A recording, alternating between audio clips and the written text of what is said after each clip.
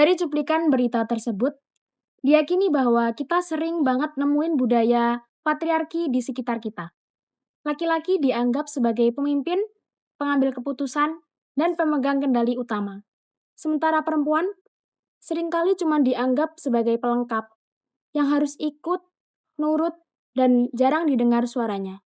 Sebelumnya, perkenalkan saya Harisma Tunisa, NIM 25111764113, dan dengan rekan saya Zelda Zara, NIM 25111764001, dan rekan saya Adinda Carita Dwi Setiono, NIM 25111764057. Tapi, pernah nggak sih kita mikir, apakah benar Islam mengajarkan hal seperti itu? Apakah agama yang penuh keadilan dan kasih sayang ini benar-benar menempatkan perempuan di posisi kedua?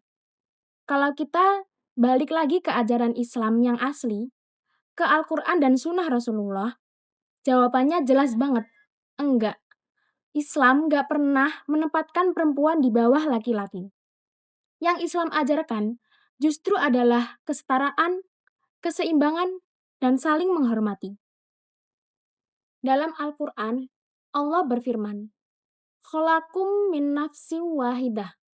Dia menciptakan kamu dari satu jiwa yang sama. Quran Surah An-Nisa ayat 1. Artinya, laki-laki dan perempuan itu berasal dari sumber yang sama. Nilainya di sisi Allah juga sama. Yang membedakan cuman ketakwaan dan tanggung jawabnya. Rasulullah juga udah kasih contoh nyata soal ini. Beliau menghormati istrinya, mendengarkan pendapat perempuan, dan juga menjadikan mereka sebagai bagian penting dalam dakwah Islam. Khadijah radhiyallahu anhu jadi penopang utama dakwah Nabi di masa awal. Kemudian Aisyah radhiyallahu anhu jadi salah satu sumber ilmu paling besar setelah Nabi wafat. Dan banyak lagi perempuan hebat lain di masa Islam awal yang punya peran besar.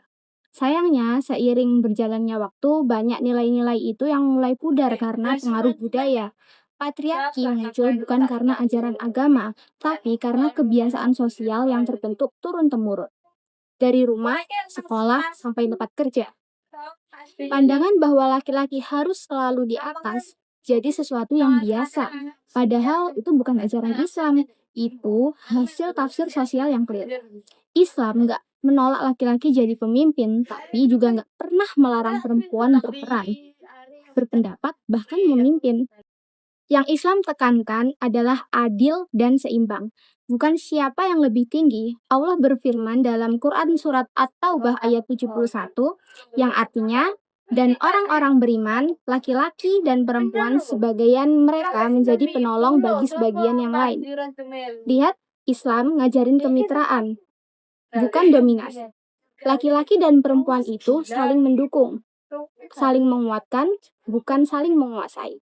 Jadi, kalau hari ini kita masih nemu budaya patriarki yang rendahin perempuan, kita harus berani nanya, itu beneran ajaran Islam atau cuma budaya manusia yang salah kaprah? Dalam Islam, laki-laki dan perempuan diibaratkan dua sayap dari seekor burung.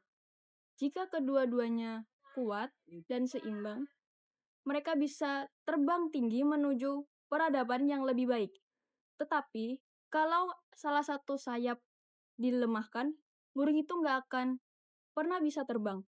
Jadi, yuk sama-sama kita pahami Islam dengan benar. Bukan dari kebiasaan atau budaya yang diwariskan, tapi dari nilai-nilai sejati yang diajarkan Allah dan Rasulullah tentang keadilan, kasih sayang, dan kesetaraan. Sekian pemaparan materi yang telah kami sampaikan. Terima kasih.